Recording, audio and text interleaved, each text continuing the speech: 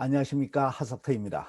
오늘은 월마트의 역사와 경영 전략에 대해서 말씀드리겠습니다. 이 방송이 좋으시다면 좋아요, 댓글, 구독하기 많이 눌러주시기를 부탁드리겠습니다. 월마트는 2020년에 매출 규모가 1240억 달러, 우리 돈으로 576조 4천억이 됩니다. 대한민국의 2021년도 예산이 558조라고 볼 때 대한민국의 예산보다 약간 높습니다. GDP를 비교한다면 대한민국의 GDP가 1조 6천억 달러로 생각한다면 그것보다는 3분의 1 정도 규모의 매출입니다. 월마트를 하나의 국가로 생각할 때 매출 규모는 국가 순위상 세계 24위, 26위 정도에 해당됩니다. 1,400만의 대만이라든가 1,023만의 스웨덴과 맞먹는 매출 규모를 갖고 있습니다. 26개국에 11,400개의 매장이 있고 220만을 고용하고 있으며 미국만 하더라도 150만을 고용하고 있습니다. 월마트의 엄청난 물동량을 담당하는 수송 선단이 어느 정도 규모냐면 6,100대의 트럭터, 그 다음에 6만 1,000대의 트레일러, 7,800명의 운전기사가 있고 이 운전기사 한 사람이 주파하는 1년의 거리가 평균적으로 지구 4바퀴 정도라고 합니다. 월마트가 갖고 있는 가장 중요한 물적 토대는 미국 국민의 90% 이상이 월마트 매장에서 10마일, 16km 이내에 거주하고 있다는 사실입니다. 월마트를 창시한 샘 월튼은 1918년생이신데 애석하게 1992년 74세의 나이로 골수암으로 돌아가셨습니다. 이분이 1942년 군대에 들어가서 제대할 때까지 모았던 돈 5,000달러가 이 사람의 사업체를 시작하는 미천이 됐습니다. 1962년 때 아칸사주 로저스라는 도시에서 첫 번째 월마트를 개설했습니다. 장사 솜씨가 너무 좋아서 1970년에는 증권에 공시했습니다. 91년도에는 해외 영업을 개시했습니다. 멕시코에 첫 번째 월마트를 개설했던 것입니다. 이분의 장사를 하는 철학이 있습니다. 첫 번째, motivate, 동기를 부여하라. 두 번째는 commit, 전력하라. 그럼 세 번째, share, 공유하라. 사업이 잘 돼서 이루어지는 이익은 종업원들과 동업자와 공유하라. exceed, 초과하라. 이 말은 고객들이 와서 봤을 때 기대했던 것 이상으로 잘해줘라. 그럼 celebrate, 잘된 일에 있어서는 스스로도 그리고 해당 종업원에도 자부심을 갖도록 축하하라.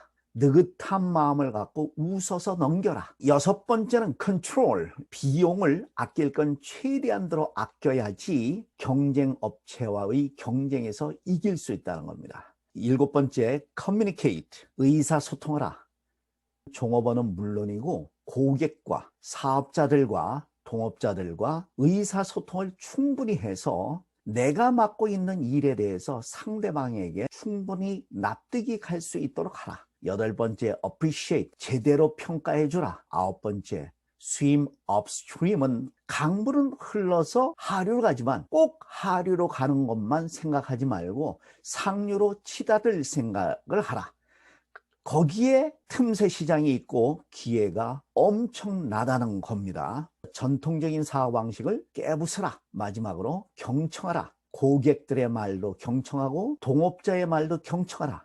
거기에서 모든 해결책이 나온다. 91년도에 멕시코를 시발점으로 해서 영국과 캐나다에 월마트가 개설됩니다. 이 세 나라에서는 월마트는 상당히 대박을 치게 됩니다. 그렇지만 독일과 홍콩과 한국에서는 고전을 면치 못했습니다. 당시에 한국에서 실패한 이유는 너무 저가 제품들을 고집해서 품질이 낮은 것들이 많았다. 두 번째는 매장의 높이가 한국 사람들은 1.4에서 1.8m 정도 눈높이 매장인데 이 월마트를 들어가 보면 뭐 1.5m에서 5, 6m까지 돼 있고 박스로 물건들이 쌓여져 있죠. 이 창고형 매장이 한국의 정서에 맞지 않았습니다. 월마트의 매장들이 대체적으로 도심지와 너무나 떨어진 곳에 있어서 이것도 실패의 원인이 됐습니다. 그래서 2006년 5월에 철수하게 되는데 신세계는 당시에 882억 달러, 우리 돈으로 8,250억 원을 주고 인수하게 됩니다. 월마트의 부상은 밝은 면만 있었던 것은 아닙니다. 사회적 파장이 엄청 컸습니다. 첫 번째, 공급업자들 측면에서는 너무나 저가로 공급할 수밖에 없으니까 이윤이 남는 것이 적었죠. 이것으로 인해서 공급업자들은 그 가격에 맞춰야 되니까 우선 종업원들을 줄이는, 그래서 실업 사태를 유발하는 부작용이 있었고 사회적 문제가 엄청나게 야기되게 되는 거죠. 월마트 나름대로 자신들의 브랜드 가치를 높이기 위해서 사회적 봉사에 적극적으로 나서게 됩니다. 특히 인상 깊었던 것은 2005년 9월에 미국의 카트리나 태풍이 몰아닥치게 됩니다. 이 재난을 맞이해서 월마트는 이 옆에 보이는 것처럼 수십 대의 월마트 트럭을 동원해서 구호 물품을 피난민들에게 제공하게 됩니다. 당시 연방 비상관리청보다 더 민첩하고 원활하게 이런 비상사태에 대처해 줬습니다. 월마트가 이렇게 순탄하게 성장하는 와중에 아마존이라는 어마어마한 온라인 업체가 등장했습니다. 한국 같은 경우에는 온라인 시장이 해마다 최근에 20%씩 성장하고 있고 미국은 10% 성장하고 있지만 특히나 2010년부터 한국 같은 경우에는 스마트폰이 일반적으로 보급되다 보니까 온라인에 상품을 주문할 때 컴퓨터로 주문하는 것은 겨우 26%이고 모바일로 주문하는 것이 74%가 됩니다. 미국도 마찬가지로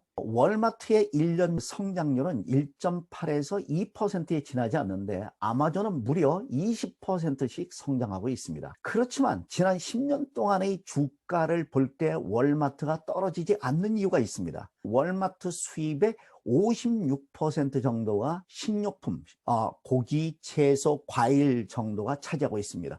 이거 온라인 쪽에서 신선 식품들을 제공하는데 한계가 있죠. 이것은 월마트 매장이 갖고 있는 장점이죠. 브랜드를 구매 내지 협업 단계를 만들어서 아마존의 대공격에 반격을 가하게 됩니다. 특히나 돈 맥밀런이라는 새로운 CEO의 등장 이후 온라인에 대해서 본격적으로 대처하고 엄청난 반격을 가하게 됩니다.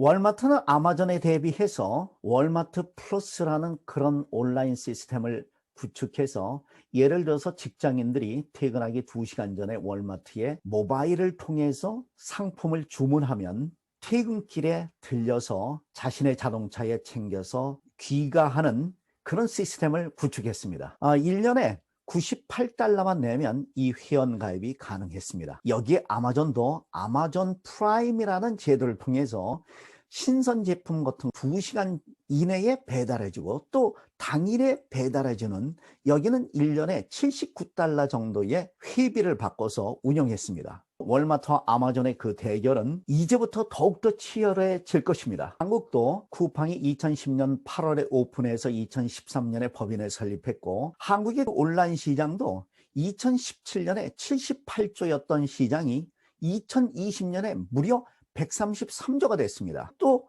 충격적인 것은 쿠팡이 2019년에 그 매출이 7조 1530억이었는데 롯데는 6조 3310억이었습니다. 그렇게 잘 나가던 이마트도 2019년은 무려 14.4% 마이너스 성장을 하게 됩니다. 신세계 정영진 부회장도 한국판 아마존을 만들겠다, 3조를 투자하겠다는 그런 선언을 했습니다. 신동민 롯데 회장도 생존을 위한 회사는 미래가 없다, 이런 경영선언까지 했습니다. 온라인 시장으로 바뀜으로써 대처하지 못했던 가장 대표적인 그 회사가 블록버스터죠.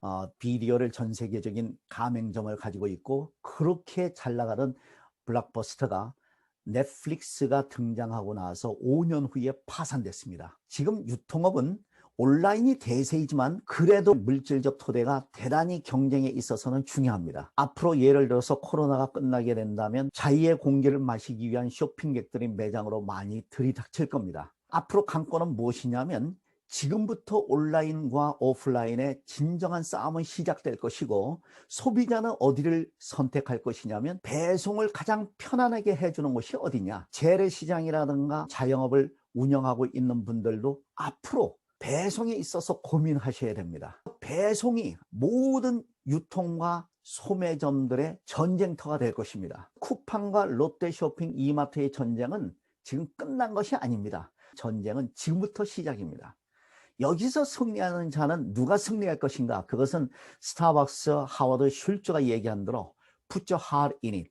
전신 전력을 다해서 여기에 모든 것을 투자하고 전력을 다하는 자가 결국은 승리할 것이라고 생각합니다. 다음 시간에는 지혜로운 구조조정은 무엇인지에 대해서 함께 고민해 보겠습니다. 이 강의가 좋다면 좋아요, 댓글, 구독 신청을 많이 해주시면 고맙겠습니다. 다음 시간에 뵙겠습니다.